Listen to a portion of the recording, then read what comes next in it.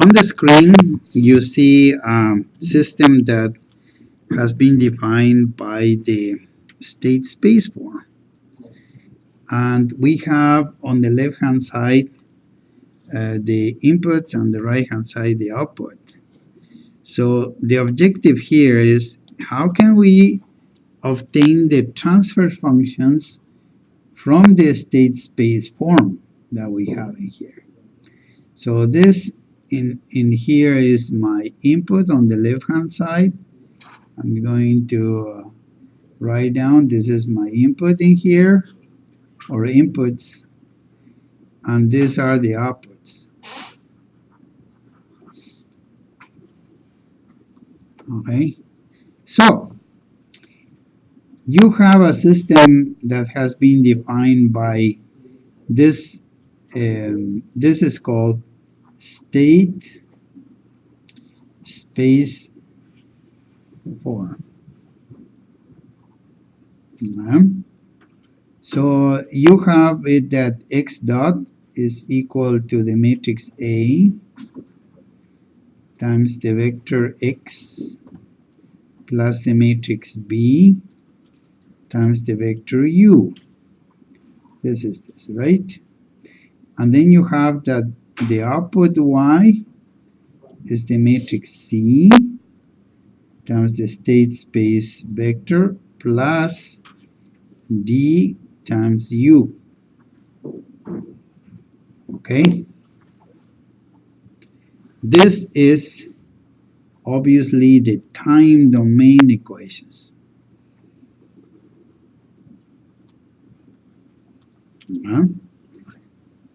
Our title of our explanation today says transfer functions from the state space form. So that's our objective. Our objective is to obtain the transfer function. You say objective here. Okay. I will say obtain the transfer function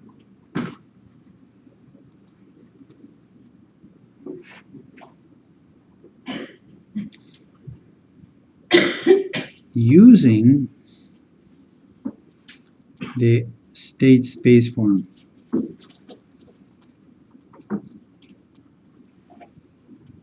Okay, how do we go about doing this?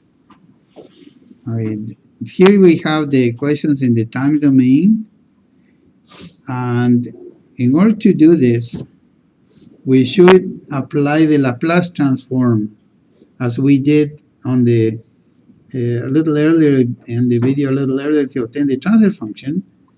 We are going to apply the Laplace transform, but to the system of equations, not just to one equation, but to a system of equations.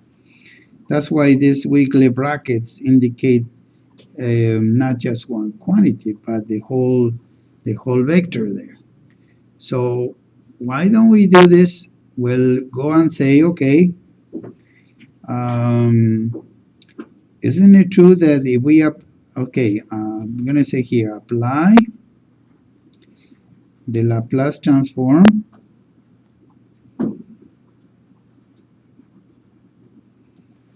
and so in here you're going to say this would be S times x of s, like this, vector equal to the matrix A times the state variable vector, which is x of s, okay, plus the matrix B times the input vector, which would be u of s, yeah?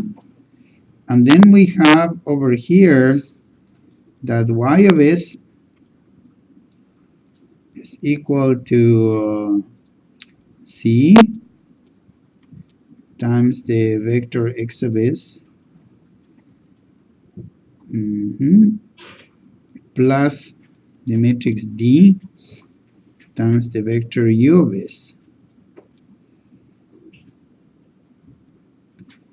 You see, we are interested in our objective to obtain some sort of a relationship of the output in relationship to the input, see?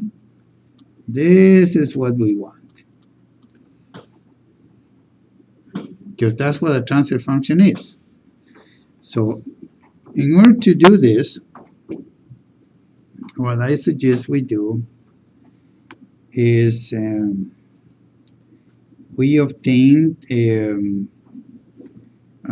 we have two equations, two unknowns over here. Now we have to obtain the, so here we go. We need this ratio here. So here's what I would suggest. Let's put this on the same side. S times the terms of x of s minus you have a times x of s, right? This is equal to b. I just move one term to the other side, right? So isn't it true that this is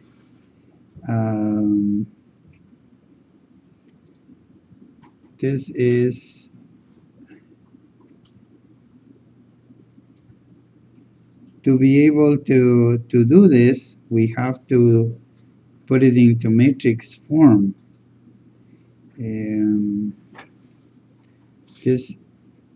Because this is a vector here, to add to this we'll have to multiply by the identity matrix. So this would be S I minus the matrix A, like this, times the vector x of s is equal to what we have on the right hand side.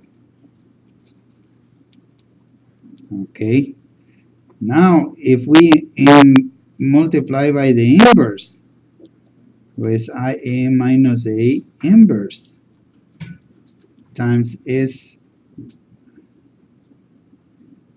I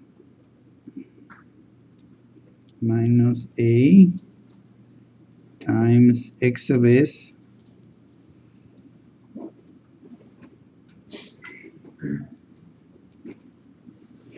this would be equal to Si minus A times B, right? Times U of S. All right.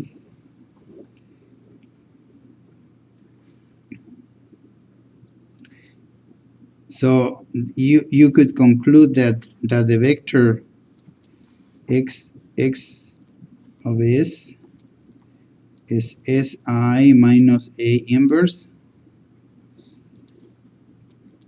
times B times U of s. If you replace this,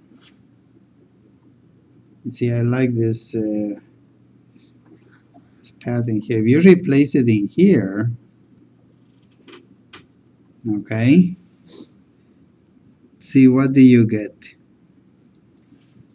You're going to get, let's just say y of s. I'm just gonna remember these are vectors. So this is equal to the matrix C times what? Si minus A inverse times B times the vector U of S plus D times U of S. Okay, very good. So if this is true, you see you can write down that y of s is equal to C times Si minus A inverse times B plus D. This whole thing multiplied by U of S. See? If this is the case, then it follows that we can write this ratio that we are looking for. The y of s over the vector u of s is equal to this c,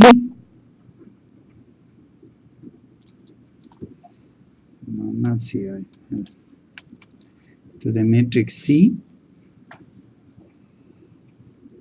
times the matrix Si minus A inverse, then B plus D. Wow, this is the set of transfer functions.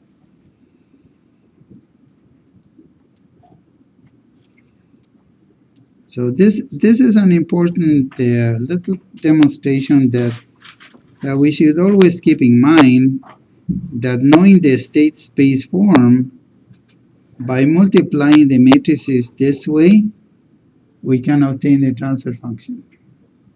So it is it follows that you can, if you know the state space form, you can actually obtain the transfer function for any system, and that is how we obtain the transfer function, knowing the matrices A, B, C, and D, which is what state space form. The next class or video we will see an example of this.